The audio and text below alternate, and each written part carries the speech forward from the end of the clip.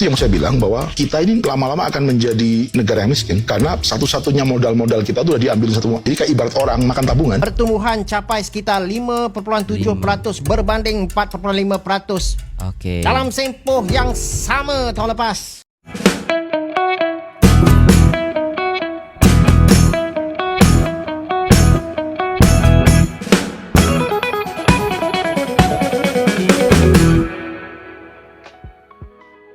Assalamualaikum warahmatullahi wabarakatuh. Jumpa lagi dengan saya guys, Cak Mujib. Gimana nih kabar teman-teman semua? Semoga sehat selalu dalam lindungan Allah Subhanahu wa taala, dijauhkan dari segala mara bahaya, malapetaka, bencana dan bala serta berbagai macam penyakit. Amin ya rabbal alamin. Oke, kali ini kita akan reaksi sebuah video guys.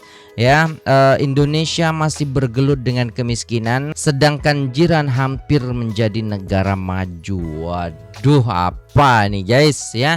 Jadi jom kita simak videonya. Tonton dari awal sampai akhir supaya tidak salah paham. Dan buat teman-teman semua yang mau belanja langsung aja ya guys ya, klik yang ada di video ini ya. Teman-teman klik linknya, terus setelah itu teman-teman cari barangan yang nak ataupun diperlukan. Jadi jom kita simak videonya. Let's go. Alhamdulillah, KDNK suku kedua 2026 menunjukkan angka 6%. Bermaksud momentum pertumbuhan itu masih baik. Tetapi angka itu perlu dilihat bersama dengan keadaan sebenar yang dihadapi oleh rakyat. Pertumbuhan yang baik seharusnya mewujudkan peluang pekerjaan, meningkatkan pendapatan serta dari segi menguruskan kos sara hidup. M10 akan terus memberi perhatian kepada jaminan bekalan, mengekang kenaikan harga serta mencari peluang baharu dalam keadaan kita terus tingkatkan kekuatan ekonomi negara. Pada masa yang sama, penstrukturan ekonomi melalui RMK ke-13 akan kita terus percepatkan, terutamanya dalam usaha untuk meningkatkan produktiviti, pelaburan berkualiti dan juga pembangunan bakat supaya pertumbuhan ekonomi benar-benar dapat menyokong peningkatan pendapatan rakyat dan juga kesejahteraan kita semua. Alamak, apa yang dah jadi pada ekonomi Malaysia? Wow, sungguh tak disangka ekonomi Malaysia berkembang 6% pada suku kedua 2026. Dan ini lebih tinggi daripada advance estimate DOSM sebanyak 5,8% dan pertumbuhan 5,4% pada suku pertama 2026. Dan kalau kita tengok bagi separuh pertama tahun ni, pertumbuhan capai sekitar 5,7% berbanding 4,5% dalam tempoh yang sama tahun lepas. Dan prestasi ini dipacu oleh apa guys? Dipacu oleh ekspor sektor teknologi, pembinaan, pusat data dan pemulihan perlombongan. Ni nak cerita juga dengan korang pasal jumlah perdagangan Malaysia bagi 6 bulan pertama pun mencatat rekod 1.796 trilion ringgit dan ini meningkat 22.4%.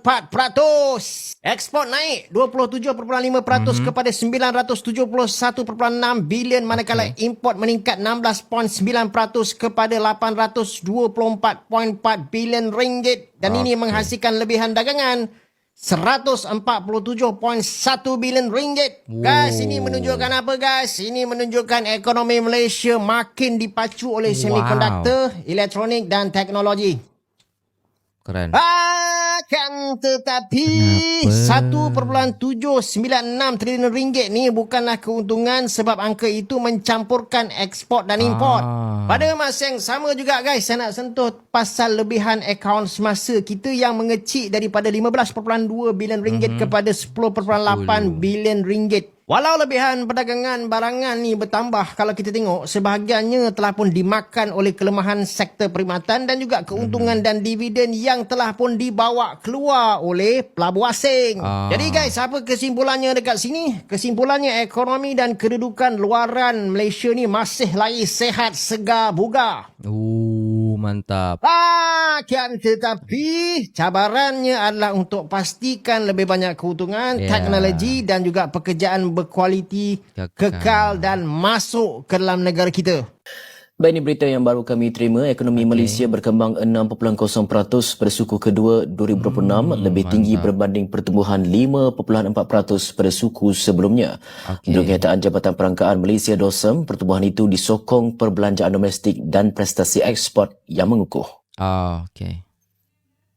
Kenyataan menyebut hampir semua sektor ekonomi mencatatkan pertumbuhan positif kecuali sektor pertanian yang menguncup pada suku berkenaan. Dari segi pelarasan musim suku tahun ke suku tahun, KDNK berkembang 2.5% berbanding penyusutan marginal 0.03% pada suku sebelumnya.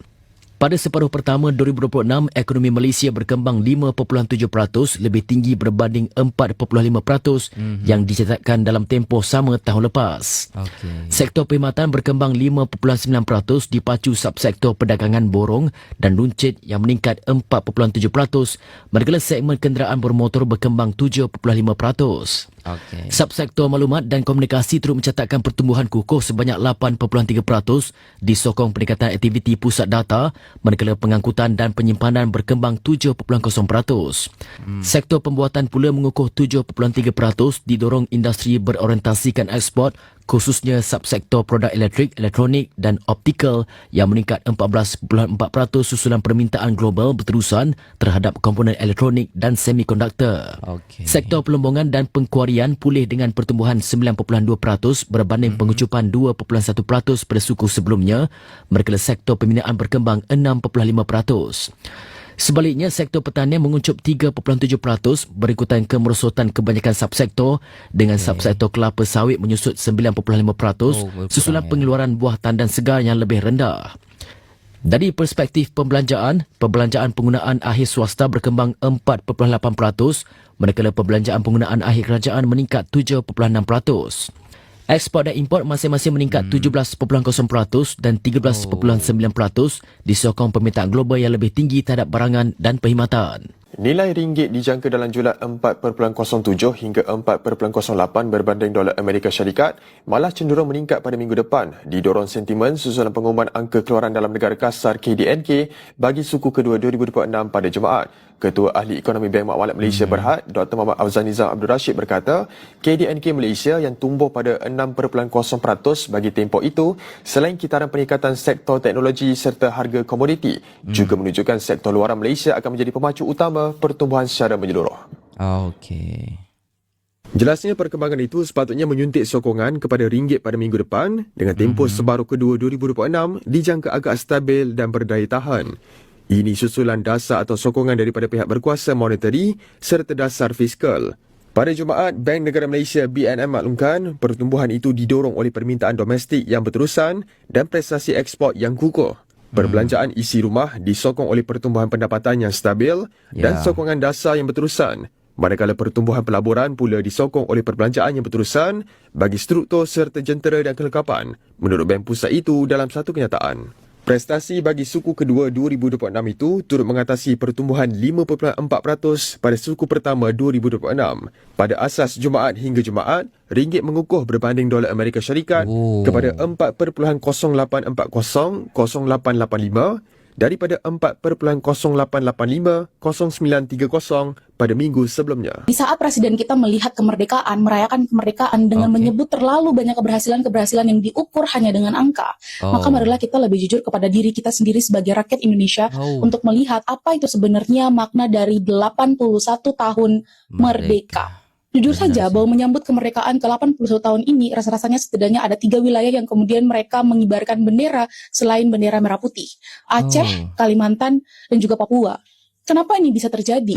Kalau semisal kemerdekaan itu bisa dirayakan dengan keberhasilan melihat angka-angka semata. Apakah kemerdekaan itu sudah bisa dirasakan oleh setiap warga negara yang setiap harinya berjuang bertahan hidup dan bahkan berjuang hanya untuk bisa merasakan hidup layak di negeri ini? Gimana dengan ketimpangan, ketidakadilan, kemiskinan, serta penderitaan dan ketidaksejahteraan yang rasa-rasanya itu jauh lebih dominan dapat kita lihat di depan mata kita semua. Sebagai rakyat Indonesia, kita semua terdampak dari setiap kebijakan dan keputusan politik yang diambil dalam negara ini. Jadi marilah kita lebih jujur. Lihat Aceh, lihat Sumatera. Udah berapa tahun bencana itu melanda Sumatera, tapi sampai hari ini masih jauh dari kata pulih. Lihat adik-adik kita, guru-guru yang ada di sana, bagaimana kemudian mereka mengakses jalanan untuk bisa sampai ke sekolah. Lihat bagaimana rumah-rumah mereka, lihat bagaimana kondisi mereka. Lihatlah dalam 2 kali pidato kenegaraan Presiden Prabowo Subianto sebelum 17 Agustus, Sumatera sama sekali tidak disinggung. Berapa Betul. ribu korban yang menjadi korban dari bencana ekologis Sumatera sama sekali tidak dibicarakan. Padahal kita lupa bahwa Sumatera menjadi penyumbang minyak bumi dan juga batu bara yang termasuk terbesar di negara ini. Ayolah jangan sampai kita lupa tentang bagaimana kontribusi besar, peran yang sangat-sangat besar dari Aceh untuk membantu negara kita yang hampir terpuruk pada saat itu. Membantu Presiden Soekarno, memberikan kekayaan mereka, hampir semuanya untuk menolong negara ini. Lihatlah Kalimantan, hari ini mereka dikepung oleh asap akibat kebakaran hutan. Kalimantan menjadi salah satu pulau yang kemudian menjadi sasaran eksploitasi alam besar-besaran demi kekayaan negara ini. Menjadi penyumbang devisa negara terbesar lewat ekspor alam. Tapi apa kabar kesejahteraan warga Kalimantan itu sendiri? Iya. Lihatlah Papua, menjadi tempat cadangan emas terbesar di dunia. Tapi tingkat kemiskinannya menjadi nomor 1 di negara kita. Betul. Kenapa ini bisa terjadi? Tengoklah kepada saudara-saudara kita yang ada di NTT yang sampai hari ini masih berduka, Ya bahkan di Allah. momentum kemerdekaan 81 tahun akibat bencana besar. Dan bayangkan, dalam 2 tahun ini saja sudah ada 2 bencana besar yang melanda negara ini. Bukankah ini harusnya menjadi sebuah refleksi yang sangat-sangat besar Betul. bagi para pemimpin-pemimpin bangsa ini? Gue rasa yang lebih pantas untuk memperingati momentum 81 tahun kemerdekaan Indonesia ini adalah bukan dengan merayakannya dengan gembira, tapi dengan merefleksikan bersama kembali apakah kita sudah benar-benar Betul merdeka. banget. Karena gue rasa kemerdekaan itu bukan cuma tentang kita bebas dari penjajahan kolonial semata, bukan cuma tentang kita mengibarkan bendera merah putih, Betul. tapi kemerdekaan itu harusnya bisa dirasakan oleh setiap dari kita, bahkan dalam kehidupan kita sehari-hari. Merdeka untuk bisa merasakan hidup yang layak, merdeka dari kemiskinan, merdeka dari ketimpangan, merdeka dari ketidakadilan, merdeka dari diskriminasi, dan masih banyak lagi. Karena kalau saja setiap daripada pemimpin negeri ini mampu memimpin negara ini dengan adil, gue percaya bahwa setiap daerah, setiap pulau, setiap wilayah pasti bisa sejahtera. Gak cuma alamnya yang dieksploitasi, tapi warganya bisa merasakan kesejahteraan itu Betul. yang sesungguhnya. Selamat ulang tahun negeriku yang tercinta. Semoga merdeka itu bukan hanya milik para penguasa, tapi merdeka itu bisa dirasakan oleh seluruh rakyat Indonesia. Kita menuju miskin, menuju rusak, menuju suffering. Negara-negara Skandinavia, Swedia, Finland, dan segala macam, dulu waktu Perang Dunia II, dia kaya windfall profit dari tambang besi. Ya jual tuh, mengapa mereka jadi negara netral kan, karena biar bisa jualan biji besi ke Jerman, bisa jual biji besi ke Inggris, dapat cuan dari dua-duanya, mereka perang, dia dapat. Dari satu komoditas itu, mereka kemudian investasikan di sovereign wealth fund. Ya, makanya SWF-nya Norwegia kan terkenal yang paling keren ya. Dia investkan. Dari invest itu, dia beli saham-saham blue chip dunia. Saya tulis di sini, buku riset Indonesia. Gimana cara mengubah kekayaan sumber daya alam menjadi kekayaan inovatif dan industri. Sementara Indonesia punya ketergantungan. Kayaknya saya pingin kaya terus deh, habis dari kaya oil and gas, kaya ke kayu, terus kaya ke gelombang ketiganya batu bara, terus kaya karena sawit, sekarang kaya karena nikel. Jadi nggak kaya-kaya? Iya, tapi nggak kaya-kaya ternyata. Yang kaya 1% sih, Bung. 1% orang yang kaya. Aku lanjutin. Nah, begitu mereka membeli saham-saham blue chip dunia, ya mereka bisa sustain ekonominya, Norway dan segala macam. Bahkan mereka bisa bantu negara-negara miskin kayak kita ini dengan bantuan-bantuan untuk pelestarian lingkungan dan segala macam. Indonesia sudah dari 5 komoditas high value commodity world class dunia tadi itu, bahkan nggak bisa keluar dari persoalan kemiskinan kita. Allah. Sebagian besar dukungan politik masih di drive dari bansos atau serangan fajar, bukan gagasan, bukan program. Itu indikator bahwa ada simbiosis mutualisme antara getting voters dengan maintaining kemiskinan. Karena bayangin satu negara dengan satu komoditas tadi aja udah bisa bikin SWF atau danantaranya lah. Danantaranya Norway itu udah keren banget. Kita udah 5 gelombang, bahkan dulu kita adalah negara eksportir minyak, anggota OPEC. Nggak jadi apa-apa sekarang. Jadi windfall kita itu nggak pernah jadi apa-apa. Itu yang saya bilang bahwa kita ini lama-lama akan menjadi negara yang miskin. Karena satu-satunya modal-modal kita itu udah diambil satu. Jadi kayak ibarat orang makan tabungan. Nah itu.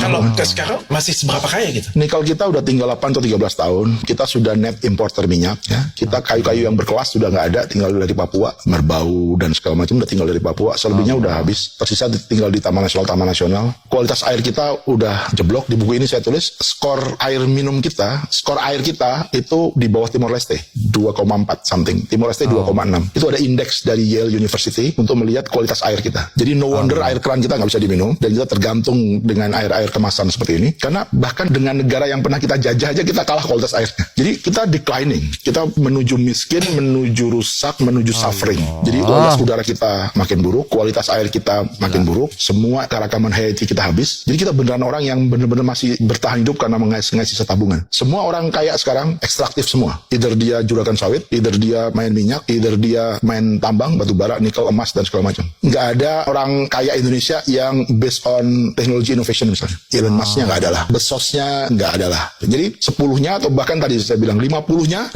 ngeruk. Kaget.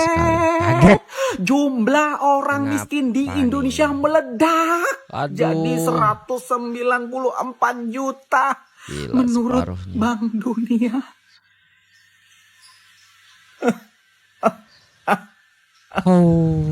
Jadi orang Indonesia yang miskin banyak banget. Karena menurut versi Bank Dunia, pengeluaran di bawah 115.000 per hari atau di bawah 3 juta 450.000 per bulan tergolong miskin. Miskin tuh. Jadi UMR aja belum saya sampai segitu. tergolong miskin karena pengeluaran saya per hari nggak sampai 100.000. Iya. Paling Saya 50. miskin, saya miskin ya Allah. Saya miskin. Terus pengeluaran saya dalam sebulan tidak sampai 3 juta. Apakah kalian memiliki nasib yang sama dengan saya? Bang. Pengeluaran sehari di bawah 115.000 dan pengeluaran sebulan di bawah 3,5 juta. Aku miskin. Pak Prabowo, aku miskin. Pak Prabowo, tolong kasih aku kerjaan Pak Prabowo. Ya Allah. Terus gimana BPS? Pasti BPS besok membantah tuh. Iya benar. Membantah bla bla bla bla bla. Tapi memang iya. Anehnya gini, dunia itu sudah 115. Kita tuh dihitung sama pemerintah 20.000 guys. 20.000 tuh berapa sih? 5 ringgit lah. 10 ringgit lah. Anggaplah gitu. Ya, enggak sampai. Kalau 1 ringgitnya 4.000 ya kan kali 4 ya 5 ringgit guys. Kalau pengeluaran kita 5 ringgit itu sudah kaya katanya, mampu orangnya. Gila sih. Sedangkan Bank Dunia itu 115 atau setara dengan 30 ringgit lah gitu guys. Jauh banget. Ya, sekarang loh, ya. Kalau 100.000 pengeluarannya satu keluarga sehari nggak cukup beli bensin anak sekolah, beli bensin orang tuanya, buat belanja, beli beras, beli makan, sanggup sekolah anak semuanya loh. Dalam satu keluarga secara real. Ya, pengeluaran sehari itu lebih loh, 100.000. Iya kan, belum biaya yang lain-lain. udah aku dan kamu kita miskin.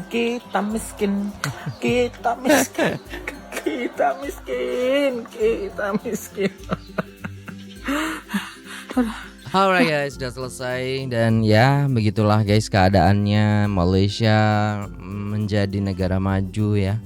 Sedangkan Indonesia masih bergelut dengan kemiskinan yang ada dan kita tidak menutup mata akan hal itu. Kita masih bisa melihat banyak orang yang ya kekurangan, maksudnya ya masih mereka miskin gitu loh guys ya. Dengan usia-usia emas gitu kan, itu masih banyak di sini yang jualan, masih banyak yang istilahnya mereka ya meminta-meminta, ada juga gitu loh guys ya. Saya biasa melihat itu ketika kita di jalan gitu guys, melihat ya Allah gitu. Kita bantu, kita bisa membantu, kita bantu. Kalau istilahnya apa ya, itu kan tugas negara gitu supaya istilahnya rakyatnya itu sejahtera gitu dan terbebas daripada kemiskinan. Percuma kalau menurut saya anak-anak diberikan makan gratis gitu kan, tapi orang tuanya kelaparan, ya kan? Percuma gitu loh. Mending orang tuanya dikasih pekerjaan, dikasih bantuan ya. Setidaknya mungkin 1 juta lah ya kan, satu keluarga gitu, satu kakak itu 1 juta dalam 1 hari atau 1 bulan ya kan. Jadi di situ membantu lah untuk membeli makanan-makanan pokok mereka gitu loh. Padahal ya di dunia menurut dunia gitu kan itu sekitar 3 jutaan gitu. Kalau seumpama rakyat miskin itu dapat daripada pemerintah sekitar segitu, itu sudah lebih daripada cukup untuk menghidupi mereka gitu. Tidak istilahnya lagi meminta-minta, ataupun yang sudah lansia yang sudah tidak kuat untuk mencari nafkah, berniaga, mereka istilahnya duduk di rumah menikmati gitu. Kayak ini enggak gitu. Allah, masih banyak lagi orang-orang yang apa ya guys ya, berjuang hanya untuk bertahan hidup gitu loh. Dan itu pemerintah kayak diem aja gitu. Kenapa pemerintah tidak mengulurkan tangan ya kan? Ini kan pajak rakyat ya kan, semua pada bayar pajak gitu. Dan uang rakyat itu memang digunakan untuk itu sebenarnya, untuk kemaslahatan dan kesejahteraan. Tapi apa yang terjadi ya, mereka ya menikmatinya dengan sendiri ya kan. Tidak memikirkan bagaimana rakyat miskin, bagaimana istilahnya bantuan-bantuan kepada guru-guru. Aduh semuanya guys ya, susah banget. Kalau kita tengok itu sedih gitu melihat istilahnya bagaimana orang-orang di Indonesia yang sekarang bisa dikatakan 195 juta jiwa itu miskin. Allah, semoga Engkau memberikan kebaikan kepada kami ya Allah, mengirimkan kepada kami pemimpin-pemimpin yang baik, pemimpin-pemimpin yang amanah, pemimpin-pemimpin yang mensejahterakan rakyat dan mempedulikan rakyat. Amin ya rabbal alamin. Oke guys, mungkin itu dulu videonya. Kita doakan sama-sama semoga Malaysia, Indonesia, dan negara-negara serumpun lainnya, negara-negara tetangga kita ini senantiasa dalam lindungan Allah dan dijauhkan dari segala mara bahaya, malapetaka, bencana dan bala, serta juga ya diberikan kemaslahatan dan kesejahteraan kepada semua rakyatnya. Amin ya rabbal alamin. Terima kasih, sampai jumpa di video selanjutnya. Saya pamit undur diri, apabila ada salah kata mohon dimaafkan. Wassalamualaikum warahmatullahi wabarakatuh.